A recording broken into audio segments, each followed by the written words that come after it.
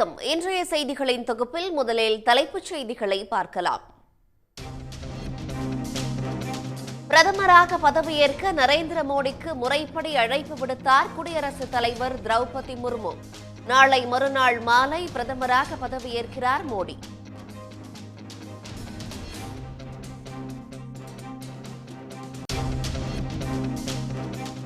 நாடாளுமன்ற மைய மண்டபத்தில் அரசியல் அமைப்பு சட்ட புத்தகத்தை கையில் எடுத்து வழங்கிய மோடி.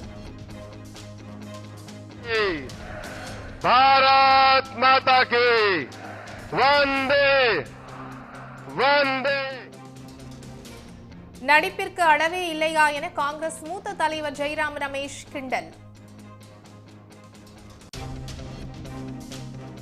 முதலமைச்சர் மு.க. ஸ்டாலினுடன் கூட்டணி கட்சி தலைவர்கள் சந்திப்பு. 40 தொகுதிகளிலும் மகத்தான வெற்றி பெற்றதற்கு நேரில் வாழ்த்து.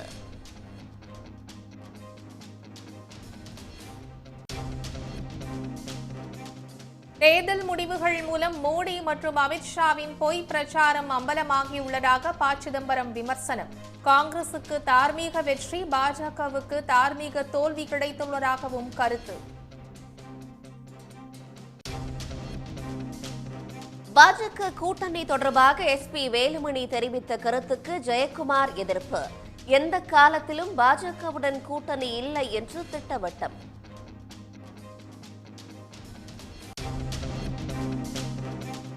அடுத்தடுத்து வெளிவரும் முறைகேடுகளால் நீட் தேர்வை ரத்து செய்யும் கோரிக்கை வலுக்கிறது. நீட் தேர்வை ஒழித்து கட்டும் நாள் வெகு தொலைவில் இல்லை என முதலமைச்சர் ஸ்டாலின் திட்டவட்டம்.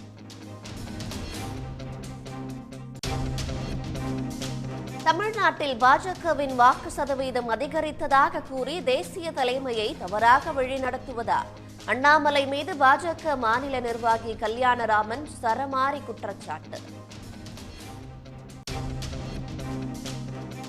புதிதாக பதவியேற்கும் ஒன்றிய அரசு வயதானவர்களின் வங்கிக் கணக்கில் 10 லட்சம் ரூபாய் செலுத்த உள்ளதாக மோசடி. மூதாட்டியிடம் 5.25 சவரன் நகையை அபகரித்து சென்ற நபர் குறித்து விசாரணை. தமிழ்நாடு சட்டப்பேரவை கூட்டத்தொடர் வரும் 24ஆம் தேதி தொடங்குகிறது. அன்றைய தினமே மானிய கோரிக்கை மீதான விவாதம் தொடங்கும் என்று சபாநாயகர் அப்பாவு அறிவிப்பு.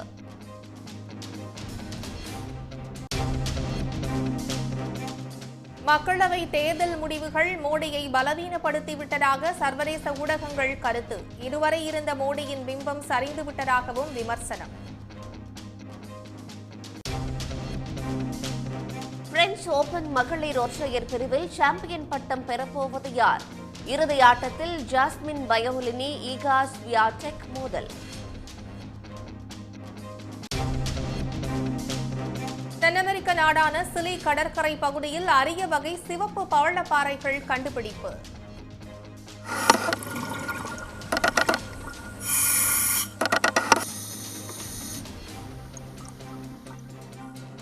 புவி வெப்பமடைதல் குறித்த ஆராய்ச்சிக்கு பெரிதும் உதவும் என விஞ்ஞானிகள் நம்பிக்கை.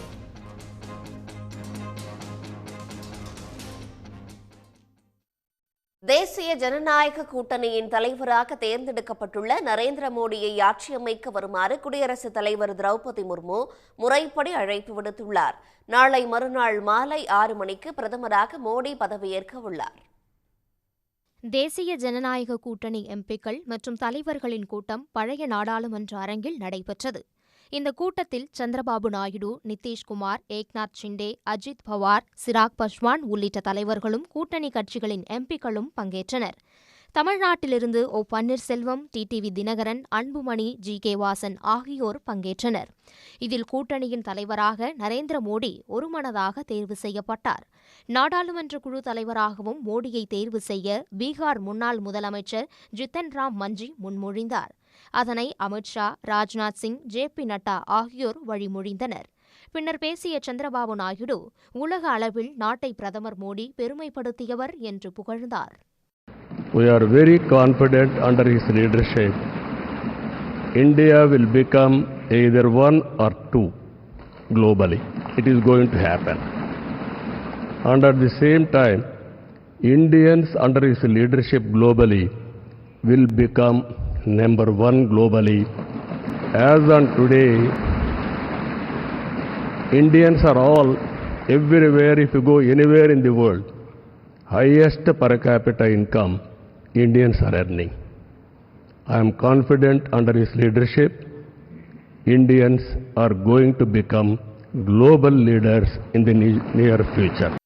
கூட்டத்தில் உரையாற்றிய பீகார் முதலமைச்சர் நிதிஷ்குமார் எப்போதெல்லாம் மோடி பிரதமராக பதவியேற்பாரோ அப்போதெல்லாம் அவருடன் இருப்போம் என்று தெரிவித்தார். தேசிய ஜனநாயக கூட்டணி பெற்றுள்ள மிகப்பெரிய வெற்றிக்கு காரணம் மோடிதான் என்று லோக் ஜனசக்தி தலைவர் சிராக் பஸ்வான் புகழ்ந்தார். மோடி பிரதமராக இருக்கும் வரை யார் முன்னிலையிலும் நம் நாடு தலைகுனியாது என்று பவன் கல்யாண் தெரிவித்தார். பின்னர் ஏற்புரையாற்றிய நரேந்திர மோடி தம்மை தேசிய ஜனநாயக கூட்டணியின் தலைவராகவும் நாடாளுமன்ற குழு தலைவராகவும் தேர்வு செய்தமைக்கு நன்றி தெரிவித்தார். என்டிஏ கூட்டணி தோற்கவில்லை என்று கூறிய அவர் ஒருபோதும் தோற்கப் போவதும் இல்லை என்று சூளுரைத்தார். தமிழ்நாட்டில் தேசிய ஜனநாயக கூட்டணி தோல்வியடைந்தாலும் வாக்கு சதவீதம் அதிகரித்துள்ளது என மோடி குறிப்பிட்டார். आज तमिलनाडु में भले हम सीट नहीं जीत पाए, लेकिन जिस तेजी से एनडीए का वोट शेयर बढ़ा है, वो साफ साफ संदेश दे रहा है कल में क्या लिखा हुआ है. சர்வதேச அளவில் இந்தியாவின் பிம்பத்தை சீர்குலைக்க எதிர்க்கட்சிகள் சதி செய்வதாக மோடி குற்றம் சாட்டினார். சிலர் வெளிநாடுகளுக்குச் சென்று இந்தியாவில் ஜனநாயகம் இல்லை என்று பேசுகின்றனர் என்று ராகுலை மோடி மறைமுகமாக சாடினார். குறிப்பிட்ட அளவுக்கு வெற்றி பெறாத எதிர்க்கட்சியினர் எதற்காக கொண்டாட்டத்தில் ஈடுபடுகின்றனர் என்று தெரியவில்லை என்றும் மோடி வினவினார். இந்த நிலையில் கூட்டம் முடிந்தவுடன் தேசிய ஜனநாயக கூட்டணி கட்சிகளின் ஆதரவு கடிதத்துடன் குடியரசுத் தலைவர் திரௌபதி முர்முவை பிரதமர் மோடி நேரில் சந்தித்தார். இதனையடுத்து ஆட்சி அமைக்க நரேந்திர மோடிக்கு குடியரசுத் தலைவர் முறைப்படி அழைப்பு விடுத்தார். பின்னர் குடியரசுத் தலைவர் மாளிகைக்கு வெளியே செய்தியாளர்களை சந்தித்த மோடி 10 ஆண்டுகால அனுபவங்களைக் கொண்டு மேலும் வளர்ச்சியை எட்டுவோம் என்றும் வருங்காலத்திலும் அதே உத்வேகத்துடன் தனது தலைமையிலான அரசு இயங்கும் என்றும் தெரிவித்தார்.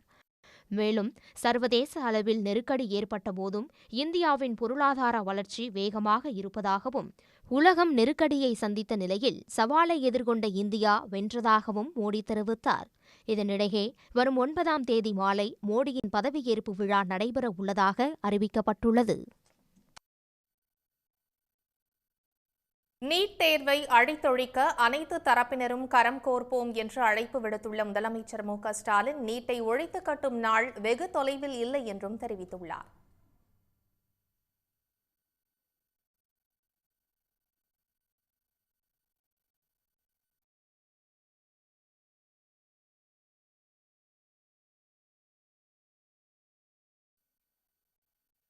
அதிமுகவும் பாஜகவும் ஒன்றாக இருந்திருந்தால் நடந்து முடிந்த தேர்தலில் 35 இடங்களில் வெற்றி பெற்றிருக்கலாம் என்று அதிமுக முன்னாள் அமைச்சர் SP வேலுமணி தெரிவித்த கருத்துக்கு தமிழிசை சவுந்தரராஜன் ஆதரவு தெரிவித்திருந்தார். இந்நிலையில் சென்னையில் பேசிய அதிமுக முன்னாள் அமைச்சர் ஜெயக்குமார் SP வேலுமணி கூறியது அவரது தனிப்பட்ட கருத்து என்றார். பாஜகவுடன் இனி ஒரு காலத்திலும் கூட்டணி கிடையாது என்றும் அவர் தெளிவுபடுத்தினார். இந்த கூட்டணி சரியில்லாமல் அந்த கூட்டணி விலை வர்றதுக்கு அண்ணாமலை தான் காரணம். இந்த விமர்சிக்கிறதெல்லாம் விட்டுட்டு இன்னைக்கு 2000 பிஜேபியோட வளர்ச்சின்னு சொல்கிறீங்க. அவர் சொல்லியிருக்காரு 2014 அண்ணன் சிபிஆர் இருக்கும்போது சிபி ராதாகிருஷ்ணன் அவர் நிற்கும்போது இதை விட கூடுதலாக பர்சன்டேஜ் பாரதிய ஜனதா கட்சி வாங்கியிருக்கு. இதை விட கூடுதலாக தான் வாங்கியிருக்கு. ஆனால் அதுக்கு பின்னால் பார்த்தீங்கன்னா இன்றைக்கு அதை விட குறைவாக தான் இப்போ அண்ணாமலை வாங்கியிருக்காரு. 2024 தேர்தலில் இன்னைக்கு கண் கெட்ட பின் சூரிய நமஸ்காரம் என்ற அதிமுகவுக்கு தெரிந்த பிறகு இன்னைக்கு அதனுடைய தலைவர் கோயம்புத்தூரை சார்ந்த SP வேலுமணி அவர்கள் சொல்கிறாங்க, நாங்கள் 2 பேரும் ஒன்றா இருந்தால் 35 ஜெயிச்சிருப்போம். அவங்க தனியாக இருந்தே ஒரு சீட்டு கூட ஜெயிக்கலை, எப்படி ஒன்றா இருந்து 35 ஜெயிப்போம்னு அவர் சொல்கிறார். அதனால் ஏற்கனவே சொன்னது போல் மக்கள் 3 அணியை பார்த்து விட்டு மக்கள் வாக்களித்தாங்க. அதிலும் தலைவர்கள் என்ன சொன்னாங்க, நாங்கள் பிஜேபியோட இப்போ இல்லை, இதுவரை வராத ஓட்டுக்கள் எங்களுக்கு வரும், இத்தனை காலமாக நிர்பந்திக்கப்பட்டு பிஜேபி அரசு கொண்டு வந்த சில சட்டங்களுக்கெல்லாம் நாங்கள் ஆதரவு கொடுத்தோம், இப்போ எங்களுக்கு நிர்பந்தம் இல்லைன்னு சொன்னாங்களே. அதனால் வேலுமணி அவர்களுடைய அந்த ஸ்டேட்மெண்ட்டை பார்க்கும் பொழுது வேலுமணி அவர்களுக்கும் எடப்பாடி பழனிசாமி அவர்களுக்கும் ஏதோ உட்கட்சி பிரச்சனை மாதிரி எனக்கு தெரியுது. ஏன்னா எடப்பாடி பழனிசாமி அவர்களாக இருக்கட்டும், வேறு அதிமுக தலைவர்களாக இருக்கட்டும், இந்த கூட்டணி பிரிந்த பிறகு வேறு காரணம் சொன்னாங்க. எங்களுக்கு இந்த சமுதாயத்தினுடைய வாக்கு வரும், இந்த வாக்கு வங்கி இத்தனால இல்லை, நாங்கள் தவறு பண்ணிட்டோம், நிர்பந்திக்கப்பட்டு சில சட்டங்களுக்கு ஆதரவு கொடுத்தோம்னு சொன்னவங்க இன்னைக்கு பிஜேபி எங்களோடு இருந்தால் 35 ஜெயிச்சிருப்போம்னா எடப்பாடி பழனிசாமி அவர்களுக்கும் எஸ்பி வேலுமணி அவர்களுக்கும் கட்சிக்குள்ள ஏதோ ஒரு பிரச்சனை ஆரம்பித்திருப்பதாகத்தான் நான் பார்க்கின்றேன். இன்னைக்கு 2024 அதிமுக பல இடத்துல டெபாசிட் இழந்திருக்காங்க. எந்த அர்த்தத்தில் அதனுடைய தலைவர்கள் பேசிக் கொண்டிருக்கின்றார்கள்? இந்த 2024 தேர்தலுடைய பாடம் என்னன்னா, தமிழகத்தில் அனைத்து இந்திய அண்ணா திராவிட முன்னேற்ற கழகம் என்கின்ற தலைவர்கள் எல்லாம் மக்களால் நிராகரிக்கப்பட்டிருக்கின்றார்கள் என்பது அந்த தேர்தலுடைய செய்தியே. அதிமுகவோட கூட்டணி வைத்திருந்தால் இன்னைக்கு திராவிட முன்னேற்ற கழகத்திற்கு இத்தனை இடங்கள் கிடைத்திருக்காது என்பது கணக்கு ரீதியாக உண்மை. இன்னும் சொல்ல போனால் கூட்டணி என்பது ஒரு அரசியல் வியூகம். அந்த வியூகத்தை அவர்கள் எதிர்கட்சியாக இங்கே தமிழகத்திலே அவங்க பயன்படுத்தினாங்க, அகில இந்திய அளவில் பயன்படுத்தி இருக்கிறாங்க. இது அரித்மேட்டிக் தான். அதனால் இது யதார்த்தமான உண்மை தான், அதை ஒத்துக்கொண்டு தான் ஆக வேண்டும். கூட்டணி இருக்கிறதா இல்லையா என்பதை எங்களது அகில பாரத கட்சி முடிவு செய்யும். இல்லை, அது அண்ணாமலையின் கருத்து, அவர்கிட்ட கேட்டுக்கோங்க. எங்களை பொறுத்த வரைக்கும் 2026க்கு இன்னும் நிறைய கால அவகாசம் இருக்கிறது. அதற்கு முடிவு செய்வதற்கு இன்னும் நிறைய கால அவகாசம் இருக்கிறது. இன்னைக்கு அனைத்து இந்திய அண்ணா திராவிட முன்னேற்ற கழக சகோதரர்களே நம்ம கூட்டணி வைத்திருக்கலாம்னு சொல்றாங்க. எங்களோட கட்சி தலைவர் வைத்திருக்கலாம்னு சொல்லியிருக்காங்க. இது யதார்த்தமான உண்மைதான். ஏற்கனவே பார்த்தீங்கன்னா மாவட்ட செயலாளர் கூட்டத்திலையும் தலைமை கழக நிர்வாகிகள் கூட்டத்திலையும் ஒன்னா நடந்த கூட்டத்தில் எங்களுடைய கட்சியின் நிலைப்பாடு தெளிவாக சொல்லிட்டோம். இப்போதும் இல்லை, எப்போதும் இல்லை. எப்போதும் இல்லைன்னா 2026 சேர்த்து தான் சொன்னோம். என்னை பொறுத்தவரை அது அனுமானத்தின் அடிப்படையில் பார்த்தீங்கன்னா சொல்லப்பட்ட பதிலாக இருக்கலாம். அந்த அனுமானத்திற்கு சொல்லப்பட்ட பதிலுக்கெல்லாம் நான் பதில் சொல்ல முடியாது. இலையும் தண்ணீரை ஒட்டுமா, எங்கேயாவது இலையும் தண்ணீரை ஒட்டுமா? அந்த மாதிரி தான் இனிமே இலையும் தண்ணீரும் ஒட்டாது. அதனால இதுதான் கட்சியுடைய ஸ்டாண்டா நான் சொல்ல முடியும். நான் அதனால எதிர்காலத்திலையும் கிடையாது. அதனால இப்ப தமிழிசையும் அவங்களா இன்னைக்கு அவங்களுக்குள்ள ஒரு உட்கட்சி விவகாரம், புரியுதுங்களா? அதில் போட்டி இருக்கலாம். நாளைக்கு இப்போ யார் இந்த கட்சிக்கு தலைவரா? அண்ணாமலை இருந்தாலும் சரி, அண்ணாமலை போனாலும் சரி, சரிங்களா? எங்களை பொறுத்தவரை சரி, நரி வளம் போனா என்ன, இடம் போனா என்ன, நாட்டுக்கு தமிழ்நாட்டுக்கு பிஜேபியால எதுவும் நல்லது நடக்க போறது கிடையாது. அதே போல இவங்களால எந்த ஒரு ஓட் ஷேரும் இனிமேல் அதிகப்படுத்த போறது கிடையாது. இதை நீங்க கண் கூட பாப்பீங்க. சேலம் பெரியார் பல்கலைக்கழகத்தில் ஊழல் புகாரில் சிக்கிய ஓய்வு பெற்ற பதிவாளர் தங்கவேலு மீது நடவடிக்கை எடுக்க கோரியது தொடர்பாக விவாதிக்க மறுத்து ஆட்சி மன்ற குழு கூட்டத்திலிருந்து துணைவேந்தர் ஜெகநாதன் வெளியேறியது சர்ச்சையை ஏற்படுத்தியுள்ளது. சேலம் பெரியார் பல்கலைக்கழக துணைவேந்தராக உள்ள சர்ச்சைக்குரிய ஜெகநாதனின் பதவிக்காலம் இம்மாதம் இறுதியோடு நிறைவடைகிறது. இதையடுத்து புதிய துணைவேந்தரை தேர்ந்தெடுப்பதற்கான 3 பேர் கொண்ட தேர்வுக்குழுவை அமைக்க நடவடிக்கை மேற்கொள்ளப்பட்டுள்ளது. தேர்வுக்குழுவில் பல்கலைக்கழக ஆட்சி மன்ற பேரவை சார்பில் நியமிக்கப்பட வேண்டிய உறுப்பினரை தேர்ந்தெடுக்க தேர்தல் நடைபெற்றது. இதில் துணைவேந்தர் ஜெகநாதனின் ஆதரவு பெற்ற மனோன்மணியம் சுந்தரனார் பல்கலைக்கழக பேராசிரியர் பிச்சுமணியும், சுயநிதி கல்லூரிகளின் சார்பில் பெரியார் பல்கலைக்கழக முன்னாள் துணைவேந்தர் தங்கராஜும் போட்டியிட்டார்கள். மொத்தமுள்ள 22 வாக்குகளில் 16 வாக்குகளை பெற்ற தங்கராஜு தேர்வுக்குழு உறுப்பினராக தேர்ந்தெடுக்கப்பட்டார். துணைவேந்தர் ஜெகநாதனின் ஆதரவு பெற்ற பிச்சுமணி 6 வாக்குகளை மட்டும் பெற்று தோல்வியடைந்தார். இதைத் தொடர்ந்து ஆட்சி மன்ற குழு கூட்டத்தில் ஊழல் புகாரில் சிக்கிய நிலையில் ஓய்வு பெற்ற முன்னாள் பதிவாளர் தங்கவேல் மீது உரிய நடவடிக்கை எடுக்கவும் அவருக்கான பண பலன்களை நிறுத்தி வைக்கவும் தீர்மானம் நிறைவேற்ற உறுப்பினர்கள் வலியுறுத்தினார்கள். ஆனால் இந்த கோரிக்கை தொடர்பாக எந்த விவாதமும் நடத்தாமல் ஆட்சி மன்ற குழு கூட்டத்திலிருந்து துணைவேந்தர் ஜெகநாதன் வெளியேறினார். பல்கலைக்கழகத்தின் அதிகாரமிக்க குழுவான ஆட்சி மன்ற குழு கூட்டத்தை அவமதிக்கும் வகையில் கூட்டத்திலிருந்து பாதியிலேயே துணைவேந்தர் வெளியேறியது சர்ச்சையை ஏற்படுத்தியுள்ளது.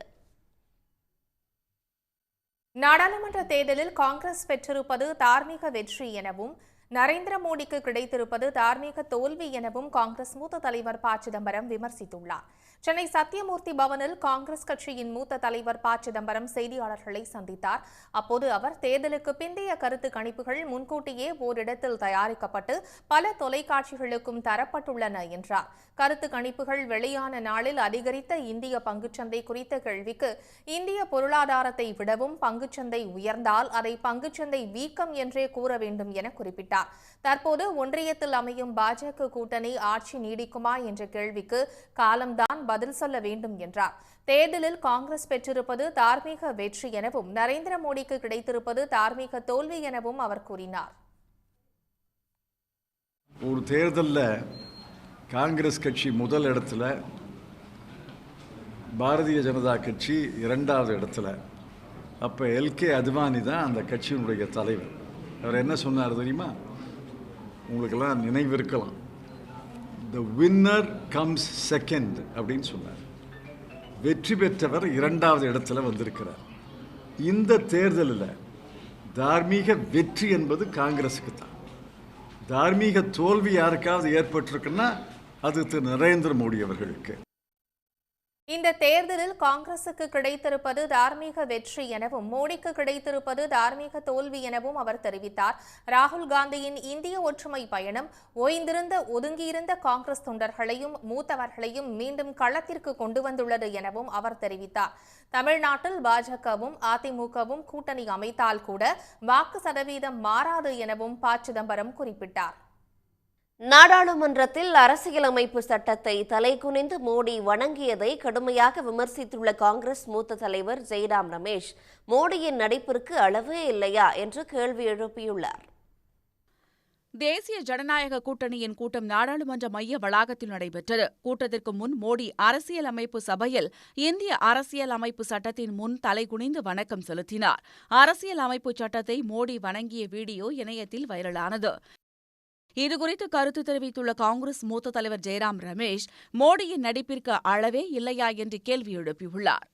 यही वो संविधान है जिस पर उन्होंने आक्रमण किया है पिछले 10 सालों में। संवैधानिक सिद्धांतों का उल्लंघन हुआ है, संवैधानिक संस्थाएं कमजोर किए गए हैं और प्रचार किया गया 400 पार का, ताकि संविधान बदले, बाबा साहब अम्बेडकर का संविधान बदले, और आज उसी संविधान को अपनाने का ड्रामा रचा रहे हैं.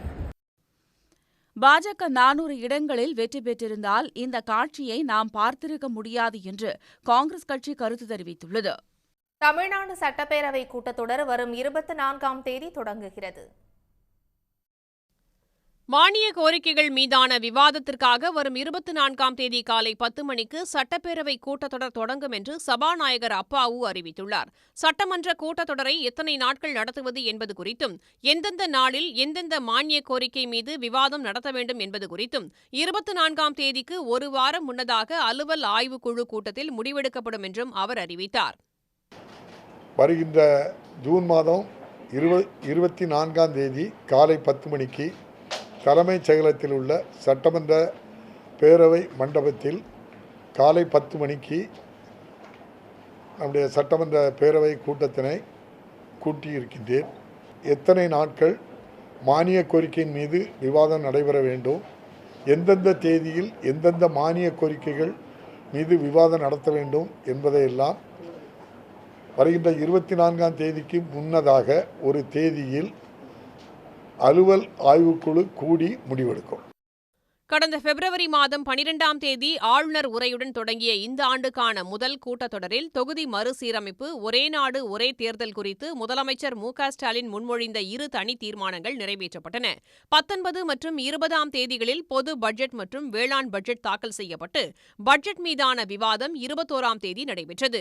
தொடர்ந்து சபாநாயகர் அப்பாவு தேதி குறிப்பிடாமல் 22ஆம் தேதி சட்டப்பேரவையை ஒத்திவைத்தார். தேனி பெரியகுளம் பகுதியில் தென்மேற்கு பருவமழையை எதிர்பார்த்து மானாவாரி நிலங்களில் விவசாயிகள் உழவு பணிகளை தீவிரமாக செய்து வருகின்றனர்.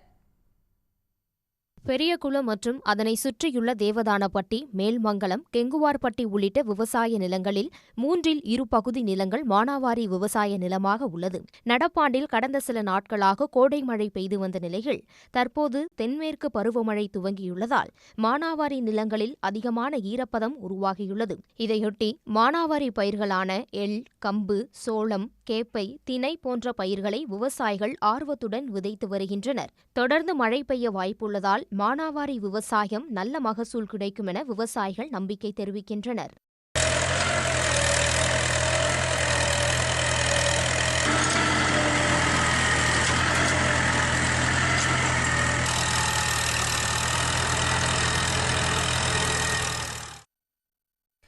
டெல்டா மாவட்டங்களில் குறுவை சாகுபடிக்காக மேட்டூர் அணையிலிருந்து ஜூன் 12ஆம் தேதி தண்ணீர் திறப்பதற்கான வாய்ப்பு குறைவு என வேளாண்மைத்துறை அமைச்சர் MRK பன்னீர்செல்வம் தெரிவித்தார்.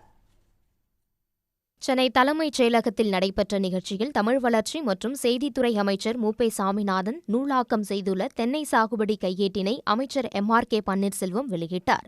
நூலை குறு சிறு மற்றும் நடுத்தர தொழில் நிறுவனங்கள் துறை அமைச்சர் தாமோ அன்பரசன் பெற்றுக் கொண்டார். பின்னர் செய்தியாளர்களை சந்தித்த அமைச்சர் MRK பன்னீர்செல்வம் மேட்டூர் அணை ஜூன் 12ஆம் தேதி திறக்கும் வாய்ப்பு குறைவு என்று தெரிவித்தார். தண்ணீர் வரத்து மற்றும் இருப்பை பொறுத்து மேட்டூர் அணை திறக்கப்படும் என கூறிய அவர், இருப்பினும் விவசாயிகள் நடவுக்கு தயாராக உள்ளதாக தெரிவித்தார்.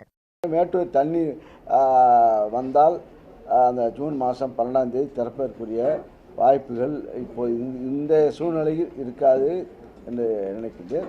தண்ணீருடைய வரத்து பொறுத்தான் அதற்குரிய தயார் நிலையில் இப்போ விதைகள், விவசாயத்துக்கு வேண்டிய விதைகள், இடுபொருட்கள், உரங்கள் தேவையான அளவுக்கு இருக்கிறது. மேலும் தமிழ்நாட்டில் 91,000 ஹெக்டேர் தென்னை சாகுபடி செய்யப்பட்டுள்ளதாகவும் ஹெக்டேருக்கு 31,000 ரூபாய் வீதம் இதுவரை 14 கோடி ரூபாய் நிவாரணம் வழங்கப்பட்டுள்ளதாகவும் அமைச்சர் MRK பன்னீர்செல்வம் கூறினார். தேர்தல் நடத்தை விதிமுறைகள் நீக்கப்பட்டதால் கிருஷ்ணகிரி மாவட்டம் ஊத்தங்கரையில் செயல்படும் மாட்டுச்சந்தை வழக்கமான வியாபாரத்துடன் இயல்பு நிலைக்கு திரும்பியுள்ளது. கிருஷ்ணகிரி மாவட்டம் ஊத்தங்கரையில் வாரந்தோறும் வெள்ளிக்கிழமை அன்று கூடுதல் மாட்டுச்சந்தை மிகவும் பிரபலமானது. இங்கு கிருஷ்ணகிரி மட்டுமல்லாது அருகாமை மாவட்டங்களில் இருந்தும் வியாபாரிகளும் வாடிக்கையாளர்களும் வருகை தந்து மாட்டு வியாபாரத்தில் ஈடுபடுவது வழக்கம். கடந்த 2 மாதங்களுக்கும் மேலாக தேர்தல் நடத்தை விதிமுறைகள் அமலில் இருந்ததால் மாடுகளை வாங்க வரும் வியாபாரிகள் அதிக அளவில் பணத்தை எடுத்து வர முடியாத நிலை இருந்தது.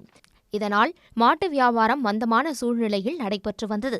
தற்பொழுது தேர்தல் விதிமுறைகள் நீக்கப்பட்ட நிலையில் வழக்கம் போல மாட்டுச் சந்தையில் விற்பனை விறுவிறுப்பாக நடைபெற்றது.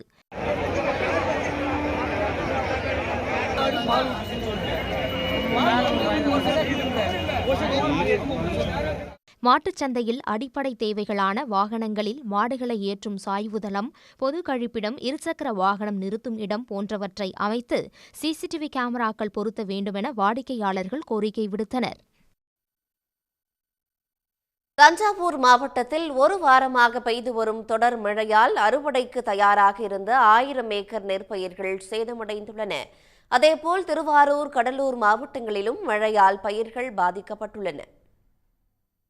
தஞ்சை மாவட்டத்தில் சாலியமங்கலம், அம்மாபேட்டை, புத்தூர் உள்ளிட்ட பகுதிகளில் 1000 ஏக்கர் நெற்கதிர்கள் சாய்ந்து கிடப்பதால் நெல்மணிகள் உதிர்ந்தும் மீண்டும் முளைத்து வீணாகி மகசூல் இழப்பு ஏற்பட்டுள்ளதாகவும், ஏக்கருக்கு 30,000 ரூபாய் வரை செலவு செய்துள்ள நிலையில் கைக்கு எட்டியது வாய்க்கு எட்டாமல் இழப்பு ஏற்பட்டுள்ளதால் ஒன்றிய அரசும் மாநில அரசும் உரிய நிவாரணம் வழங்கிட வேண்டும் என்று விவசாயிகள் கோரிக்கை விடுத்துள்ளனர். தஞ்சாவூர் மாவட்டத்தில் இந்த ஆண்டு கோடை சாகுபடி என்பது 40,000 ஏக்கர் சாகுபடி செய்யப்பட்டு அறுவடைக்கு தயாரான நெற்கதிர்கள் 1000க்கும் மேற்பட்ட ஏக்கர் நெற்கதிர்கள் முழுவதுமாக தொடர்ந்து பெய்யக்கூடிய கோடை மழையில் சாய்ந்து முளைக்கக்கூடிய நிலைமை என்பது ஏற்பட்டுள்ளது. கைக்கு எட்டினது வாய்க்கு எட்டாத ஒரு நிலைமை என்பது விவசாயிகளாகி எங்களுக்கு ஏற்பட்டுள்ளது. உடனடியாக தமிழக அரசாங்கமும் மத்திய அரசும் உடனடியாக விவசாயத்துறையும் வருவாய்த்துறையும் கொண்டு ஆய்வு செய்து உரிய இழப்பீடு வழங்க நடவடிக்கை எடுக்க வேண்டும். கடலூர் அருகே திடீரென வீசிய சூறை காற்றால் கேப்பர்மலை கிராமங்களில் பயிரிடப்பட்டிருந்த வாழை மரங்கள் அடியோடு சாய்ந்து சேதமாகின. அறுவடைக்கு தயாராக இருந்த வாழை மரங்கள் அடியோடு சாய்ந்ததால் 10க்கும் மேற்பட்ட கிராம விவசாயிகள் சோகத்தில் மூழ்கியுள்ளனர்.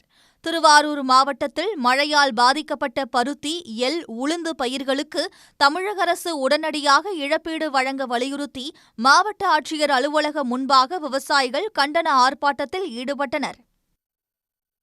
கேரள மாநிலம் கோழிக்கோடு பீச் சாலையில் ஓடிக்கொண்டிருந்த கார் திடீரென்று தீப்பிடித்து எரிந்ததில் ஓட்டுநர் தீயில் கருகி உயிரிழந்தார்.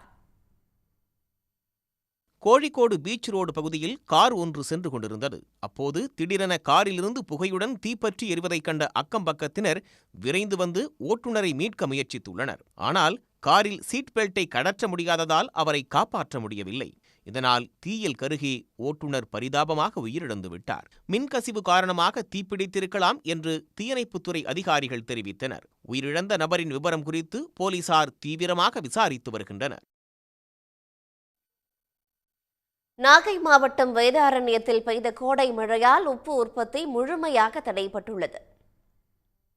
வேதாரண்யம் அடுத்த அகஸ்தியன்பள்ளி, கோடியக்காடு, கடினல் வயல் உள்ளிட்ட பகுதிகளில் 9,000 ஏக்கரில் உப்பு உற்பத்தி நடைபெற்று வருகிறது. வேதாரண்யத்தில் இரவு திடீரென்று பெய்த கோடை மழை காரணமாக உப்பு பாத்திகளில் மழைநீர் தேங்கியுள்ளது. இதனால் உப்பு உற்பத்தி செய்யும் பணிகள் முழுமையாக தடைபட்டுள்ளன. உப்பளங்களில் சேமிக்கப்பட்டுள்ள உப்பு மழைநீரில் கரைந்து விடாமல் பாதுகாக்க உப்பளங்கள் தார்பாய்களால் மூடி வைக்கப்பட்டுள்ளன. ஜனவரியில் நாங்கள் வேலை ஆரம்பித்து உப்பு உற்பத்தி நல்லா அதிகமாக எடுத்துக்கிட்டு இருந்தாங்க. இந்த கோடையில் நல்ல உப்பு உற்பத்தி காண்பிச்சு. இந்த சித்திரை முடிஞ்ச வைகாசிலேருந்து எங்களுக்கு விசாக காற்று தெற்கேந்து அடித்த காற்றுல ஒரு மழை ஒன்று பெஞ்சிச்சு. அதுலேருந்து இந்த நிமிஷம் வரையும் மழை பெஞ்சிட்ருக்கு. நாங்கள் இந்த 25 நாளையில் 5 டன்னு தான் வர்றாங்க. 50 டன்னு வர வேண்டிய இடத்துல வெறும் 5 டன்னு தான் வர்றாங்க. திடீர் கோடை மழையால் உப்பு உற்பத்தி மீண்டும் முழுவீச்சில் தொடங்க 1 வாரம் ஆகும் என உப்பு உற்பத்தியாளர்கள் தெரிவிக்கின்றனர். உப்பு உற்பத்தி பாதிக்கப்பட்டுள்ளதால் உப்பள தொழிலாளர்கள் வேலை இழந்துள்ளனர். சிவகங்கை மாவட்டம் முழுவதும் பாஜக மாநில தலைவர் அண்ணாமலைக்கு எதிராக அதிமுகவினர் சுவரொட்டிகள் ஒட்டியிருப்பது பரபரப்பை ஏற்படுத்தியுள்ளது.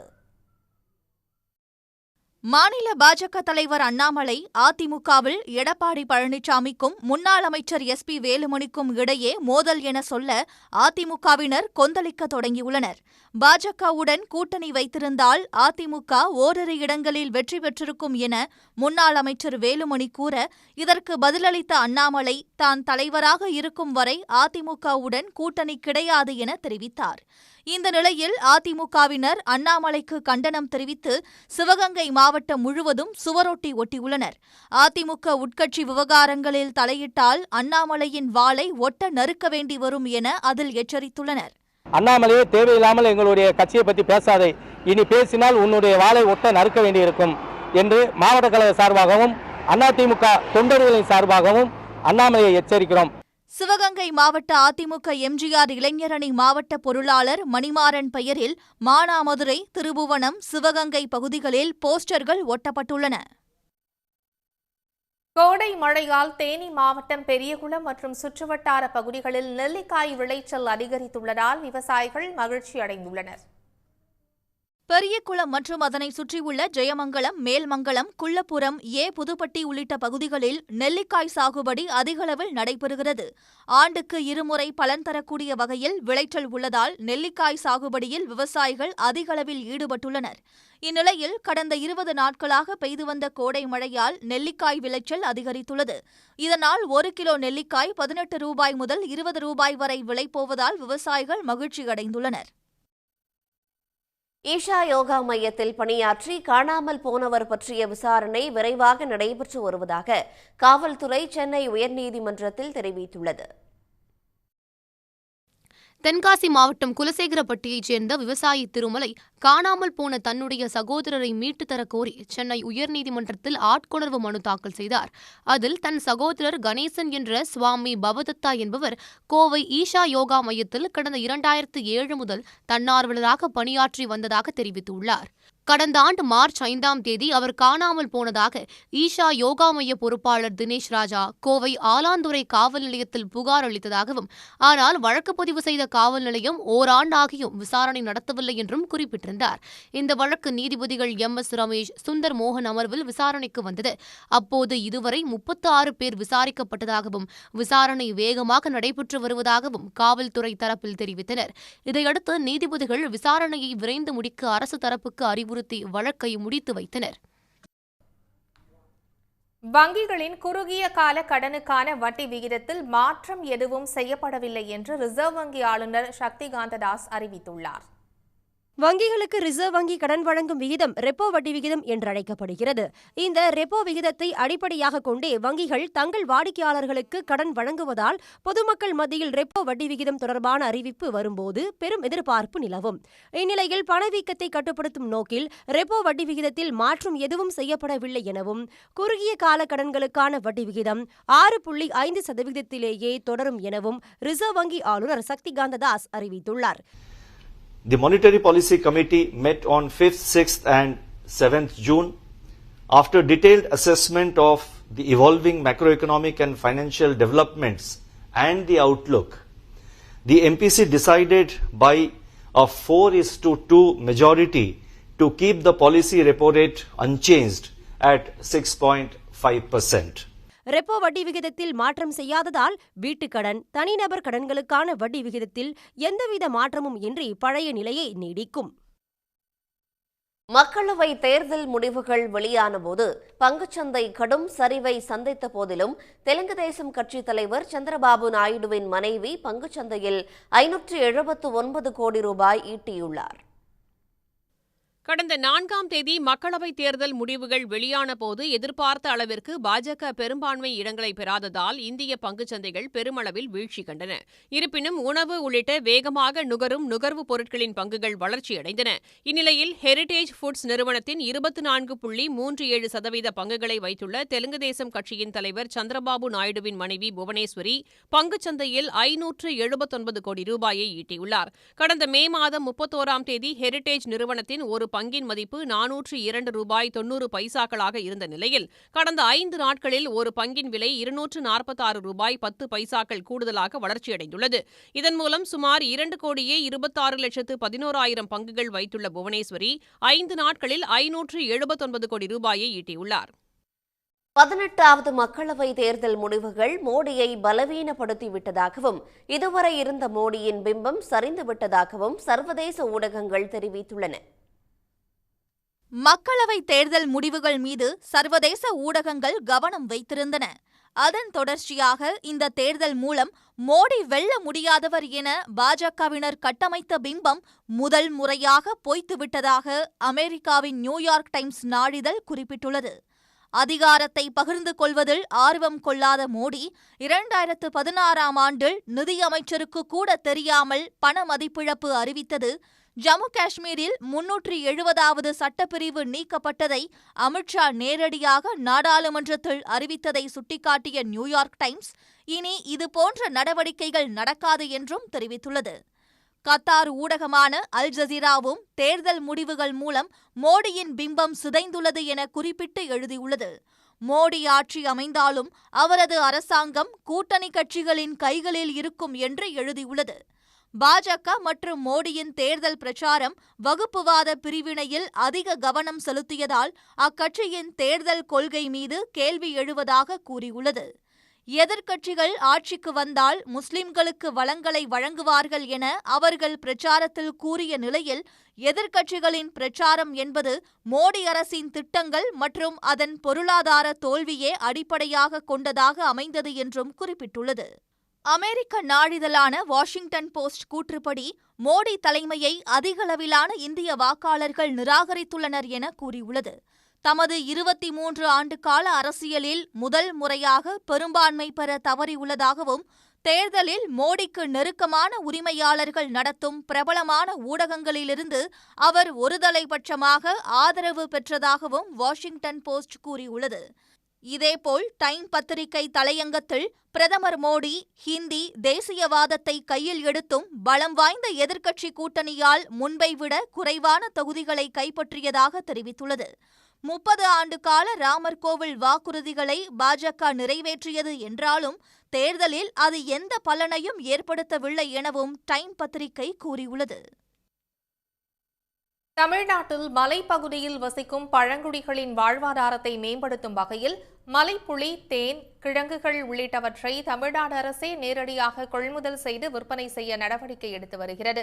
தன்னார்வலர்கள் மற்றும் மகளிர் குழுக்கள் மூலம் அரசு மேற்கொண்டுள்ள இந்த முயற்சிக்கு மலைவாழ் பழங்குடிகள் வரவேற்பு தெரிவித்துள்ளனர். மலைப்பகுதிகளில் வசிக்கும் பழங்குடிகள் தங்களின் உயிரை பணயம் வைத்து மலைத்தேன், அரிய வகை மூலிகைகள், புளி, கிழங்குகள் உள்ளிட்டவற்றை சேகரிக்கின்றனர். ஆனால் அவைகளை சந்தைப்படுத்துவதற்கு அவர்களிடம் போதுமான வசதி இல்லை. இதனால் இடைத்தரகர்களிடம் குறைந்த விலைக்கு விற்கின்றனர்.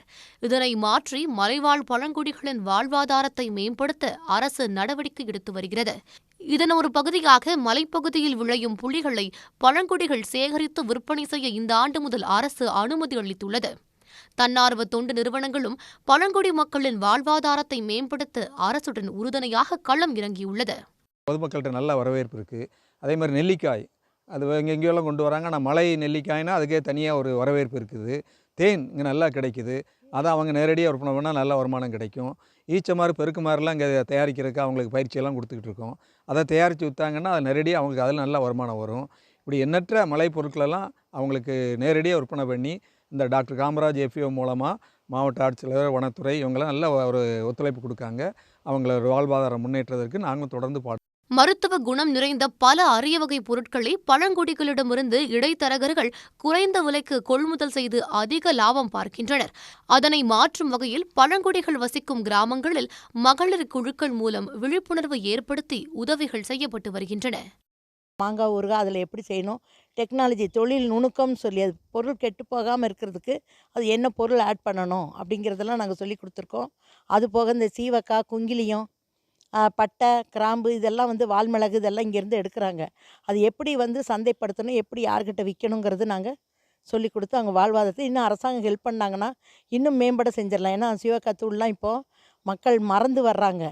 அது தலைக்கு தேய்ச்சா என்ன விதமான 16 விதமான வியாதிகள் குணமாகும். தமிழ்நாடு அரசுக்கு நன்றி தெரிவித்திருக்கும் மலைவாழ் பழங்குடிகள் மலைப்புள்ளி மட்டுமல்லாது அனைத்து வகையான பொருட்களையும் கொள்முதல் செய்ய அரசு நடவடிக்கை எடுத்தால் தங்களின் வாழ்வாதாரம் மேலும் உயரும் என்ற நம்பிக்கை தெரிவித்துள்ளனர். ஏதாவது ஒரு வருமானத்தை பெருக்கணும்னு சொல்லி இந்த வருஷத்திலிருந்து நம்ம வனத்துறையிலிருந்து மலை பொருட்கள் எடுத்து அவங்களே விற்பனை பண்ணி கொஞ்சம் அதிகமான லாபம் பார்க்கணும் அப்படிங்கிற ஒரு முறையில் எங்களுக்கு ஒதுக்கீடு பண்ணியிருக்கிறாங்க.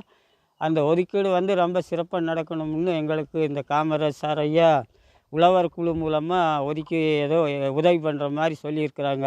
மலைவாழ் பழங்குடி மக்களின் அரிய வகை தயாரிப்புகளுக்கு சந்தையில் எப்போதுமே நல்ல வரவேற்பு உள்ளது. அவற்றை அரசு அதிகளவில் கொள்முதல் செய்து அங்காடிகளில் விற்க நடவடிக்கை எடுக்க வேண்டும் என்பதே மலைப்பகுதிகளில் வசிக்கும் பழங்குடிகளின் பெரும் எதிர்பார்ப்பாக உள்ளது. மக்களவை தேர்தல் தோல்விக்கு பிறகு தமிழ்நாடு பாஜகவில் அடுத்தடுத்து வெடிக்கும் கோஷ்டி பூசலால் அக்கட்சியின் தலைவர்கள் அதிர்ச்சியில் ஆழ்ந்துள்ளனர்.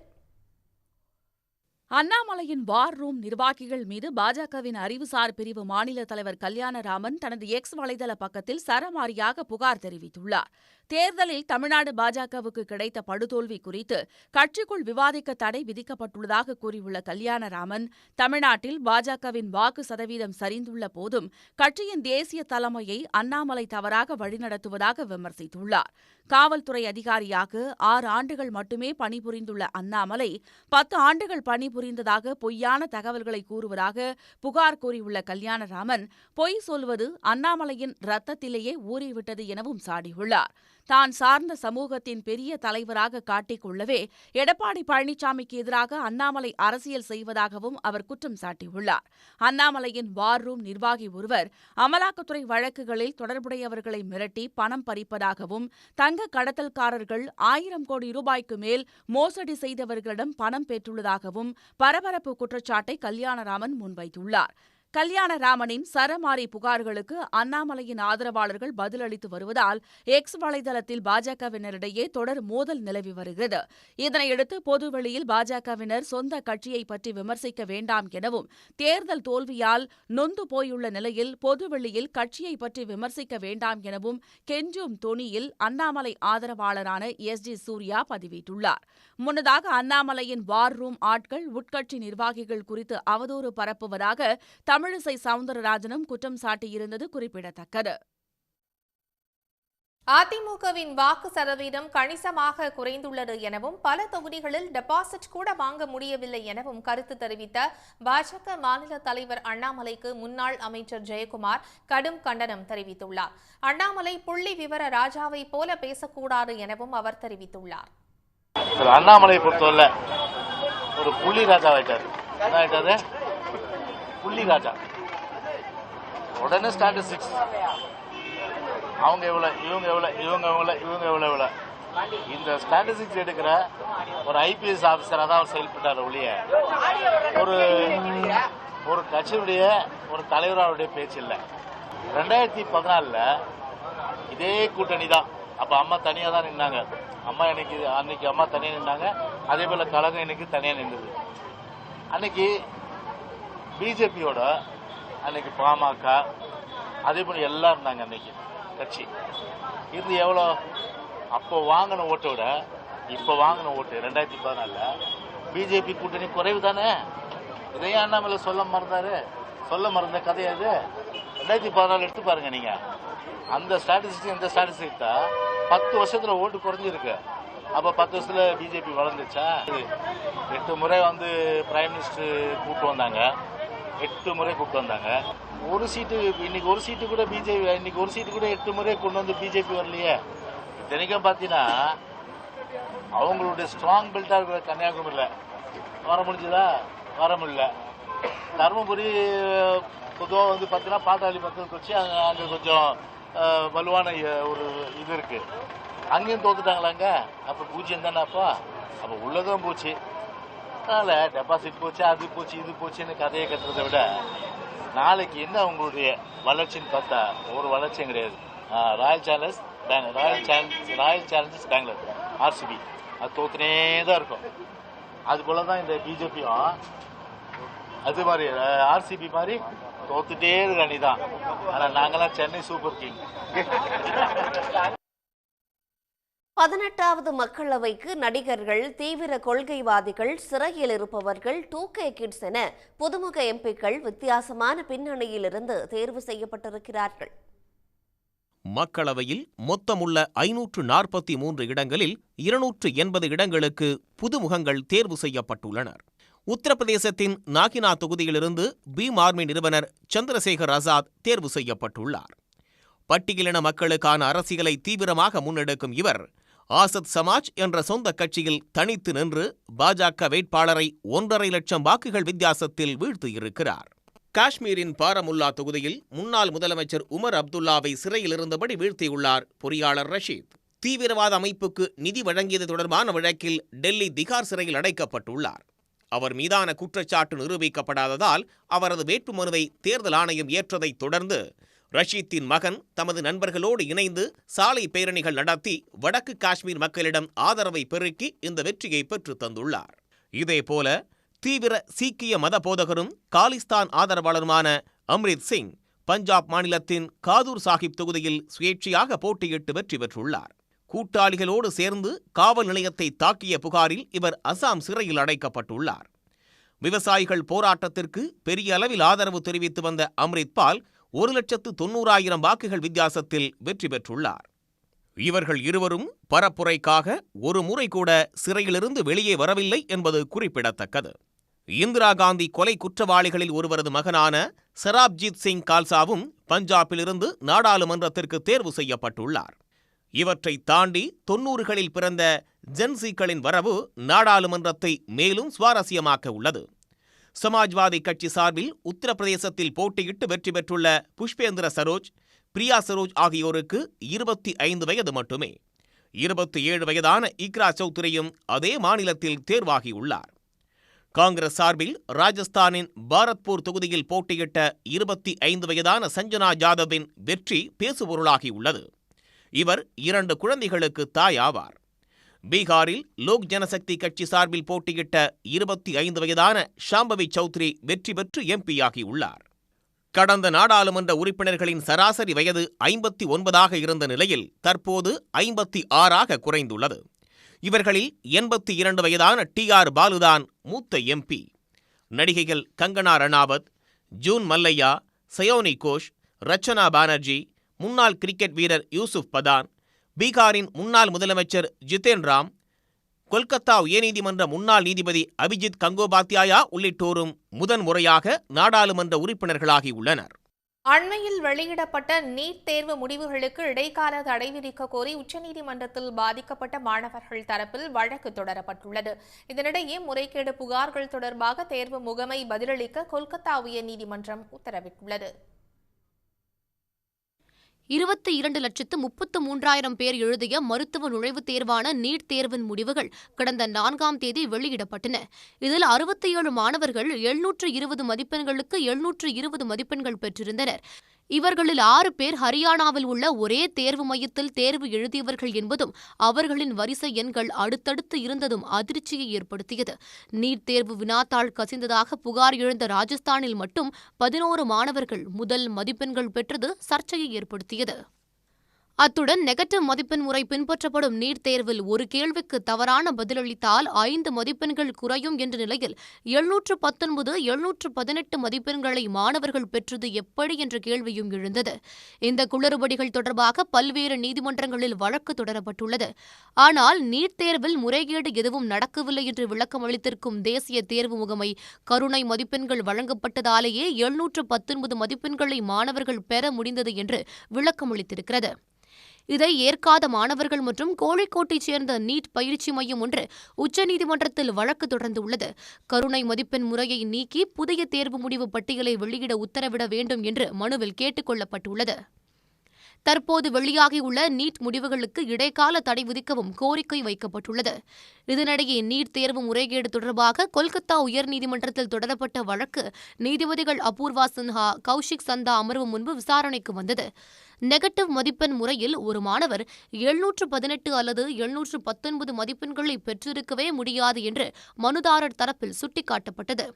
ஆனால் கடந்த 2018ஆம் ஆண்டு அக்ஷத் அகர்வால் என்பவர் தொடர்ந்த வழக்கில் உச்சநீதிமன்றம் அளித்த தீர்ப்பின் அடிப்படையில் மாணவர்களுக்கு மதிப்பெண்கள் அளிக்கப்பட்டதாக தேசிய தேர்வு முகமை விளக்கம் அளித்திருந்தது.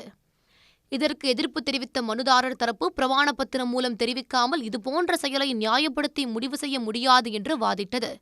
இந்த வாதத்தை ஏற்ற நீதிபதிகள் 10 நாட்களுக்குள்ளாக பிரமாண பத்திரம் தாக்கல் செய்யுமாறு தேசிய தேர்வு முகமைக்கு உத்தரவிட்டுள்ளனர்.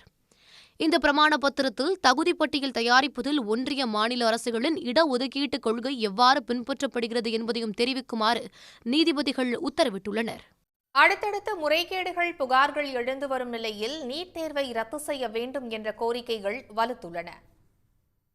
நீட் தேர்வு முறைகேடுகள் புகார் தொடர்பாக தனது சமூக வலைதள பக்கத்தில் பதிவிட்டுள்ள அதிமுக பொதுச் செயலாளர் எடப்பாடி பழனிசாமி, தேர்வு மையங்களில் ஏற்பட்ட கால தாமதத்திற்கு ஏற்ப கருணை மதிப்பெண்கள் வழங்கப்பட்டதாக கூறப்படும் தேசிய தேர்வு முகமையின் விளக்கத்தில் வெளிப்படைத்தன்மை இல்லை என விமர்சித்துள்ளார். வட மாநிலங்களில் தேர்வு மையம் ஒதுக்குவது முதல் வினாத்தாள் வழங்குதல் வரை பல்வேறு நிலைகளில் முறைகேடுகள் நடந்துள்ளதாக குற்றச்சாட்டுகள் எழுந்துள்ள நிலையில் நீட் தேர்வு முடிவுகள் தேர்தல் முடிவுகள் வெளியாகும் நாளன்றே அவசரமாக வெளியிட்டதில் கூட மாணவர்களுக்கும் பொதுமக்களுக்கும் சந்தேகத்தை எழுப்புவதாக பழனிசாமி கூறியுள்ளார். இதுபோன்ற நடைமுறை குளறுபடிகள் அதிமுகவின் நீட் தேர்வு எதிர்ப்பு நிலைப்பாட்டை உறுதிப்படுத்துவதாகவும் அவர் குறிப்பிட்டுள்ளார். நீட் தேர்வு குளறுபடிகள் குறித்து வெளிப்படையாக விளக்கம் அளிக்கவும், மாணவர்களின் மருத்துவ கனவை பாதிக்கும் நீட் தேர்வை ரத்து செய்து பழையபடி 12ஆம் வகுப்பு மதிப்பெண் அடிப்படையிலேயே மருத்துவ சேர்க்கை நடத்த வேண்டும் என்றும் ஒன்றிய அரசை எடப்பாடி பழனிசாமி வலியுறுத்தியிருக்கிறார். இதே கருத்தை வலியுறுத்திய பாஜகவின் கூட்டணி கட்சியான பாமகவின் நிறுவனர் ராமதாஸ் ஒரு கேள்விக்கு தவறான விடையளித்து மைனஸ் மதிப்பெண் பெற்ற 44 பேரும் முழு மதிப்பெண் பெற்று முதலிடம் பிடித்திருப்பது வியப்பை ஏற்படுத்தியுள்ளதாக தெரிவித்துள்ளார். இது நீட் மீது நம்பிக்கையின்மையையும் ஏற்படுத்தியுள்ளதால் விடைத்தாள் மதிப்பீட்டில் முறைகேடுகளும் குளறுபடிகளும் நடந்திருக்குமோ என்ற ஐயம் எழுந்துள்ளதாகவும் அவர் கூறியுள்ளார். நடைமுறைகளை கடைபிடிக்காமல் தேர்வு முகமை தன்னிச்சையாக கருணை மதிப்பெண்களை வழங்கியுள்ளதற்கு கண்டனம் தெரிவித்துள்ள ராமதாஸ், கருணை மதிப்பெண்கள் வழங்குவதில் நடந்த குளறுபடிகள் மாணவர்கள் பலரின் வாய்ப்புகளை பறித்திருப்பதாக குறிப்பிட்டுள்ளார். நடப்பாண்டுக்கான நீட் தேர்வை ரத்து செய்துவிட்டு மறுதேர்வு நடத்த வேண்டும் என்றும், அடுத்த ஆண்டு முதல் நீட் தேர்வை நிரந்தரமாக ரத்து செய்ய அரசு முன்வர வேண்டும் என்றும் ராமதாஸ் வலியுறுத்தியுள்ளார். இதனிடையே நீட் முறைகேடு தொடர்பாக தன்னுடைய எக்ஸ் பக்கத்தில் பதிவிட்டுள்ள காங்கிரஸ் பொதுச் செயலாளர் பிரியங்கா காந்தி, ஒரே மையத்தைச் சேர்ந்த 6 மாணவர்கள் 720க்கு 720 மதிப்பெண்கள் எடுத்திருப்பது பல்வேறு கேள்விகளை எழுப்புவதாகவும், மாணவர்கள் பலரும் இந்த தேர்வால் தற்கொலை செய்து கொள்வது வருத்தம் அளிப்பதாகவும் தெரிவித்துள்ளார். லட்சக்கணக்கான மாணவர்களின் குரல்களை அரசு புறக்கணிப்பது ஏன் என்று வினவியுள்ள பிரியங்கா காந்தி, நீட் தேர்வு முறைகேடு தொடர்பாக மாணவர்களின் கேள்விக்கு பதிலளிப்பதோடு உரிய விசாரணை நடத்தி நடவடிக்கை எடுக்க வேண்டியது அரசின் கடமை எனவும் தெரிவித்துள்ளார். உடனுக்குடன் செய்திகளை தெரிந்து கொள்ள சன் நியூஸ் பெல் ஐகானை கிளிக் பண்ணுங்க.